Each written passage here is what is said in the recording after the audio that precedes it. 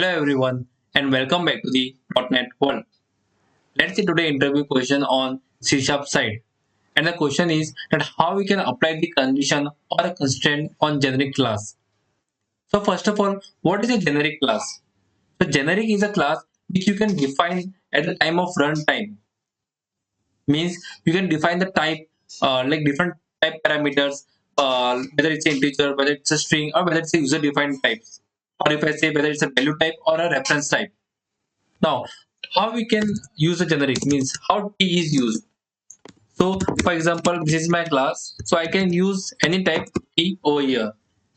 T is a parameter. So at the runtime, it will going to check what type has been assigned.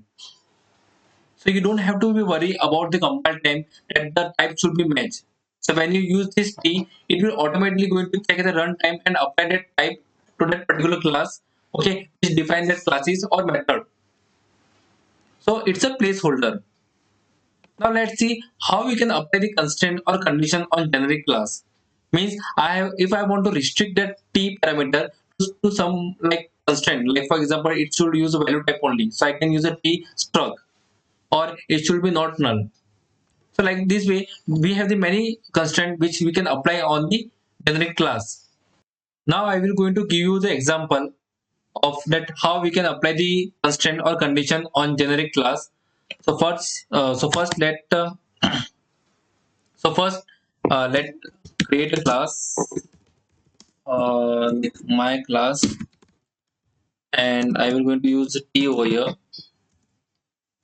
So this T is a type parameter, which I already told that at the runtime it will going to like we can assign any type, whether it's a value type, whether it's a reference type, it will automatically going to take that and it will going to create the object.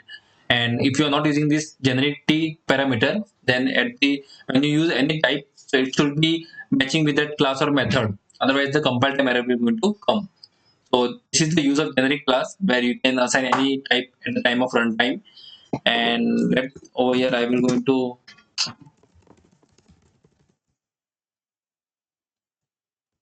the constructor console dot write line, and this will be value type. Okay, just for the printing purpose. So basically, now if you see over here, now if I create the object of this class, uh, my yeah.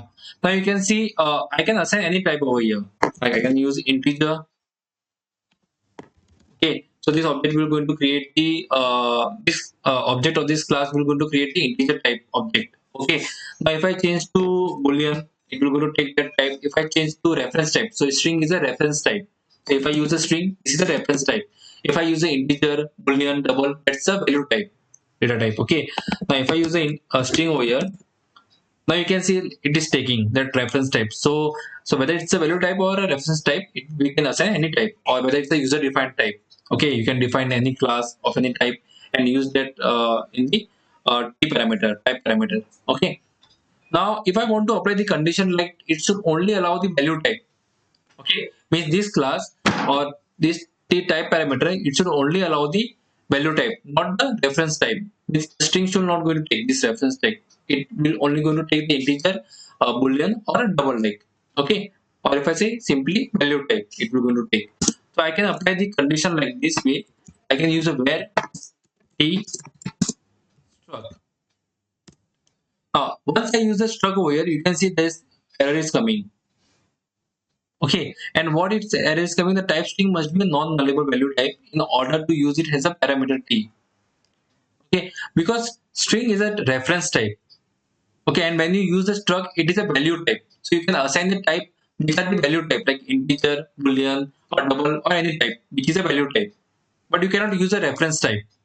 Now, if I change this string to int or integer, now you can see there is no error is coming because this is a value type. Or if I change to bool,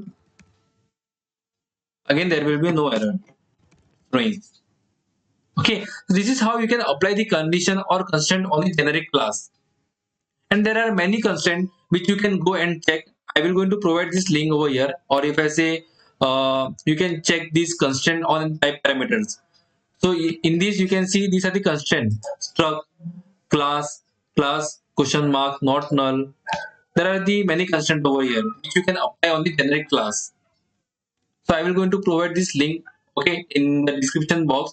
So you can go and check out the same, that what are the types of constraint we have or we can apply on the generic class. Hope you understood that how we can apply the condition or constraint on the generic class. Because again, like most candidates fail to answer this question, that's why I'm taking this type of the questions where candidate not able to tell how we can apply the condition. Means they know that what is generic class, how we can use a generic class, and how we can use a t type parameter on the class or on the method, but they don't know how we can apply the condition or constraint on any of this class. Okay, so that's all from this video, and I hope you understood this. And if you have any query, please write down in the comment section. Thank you so much.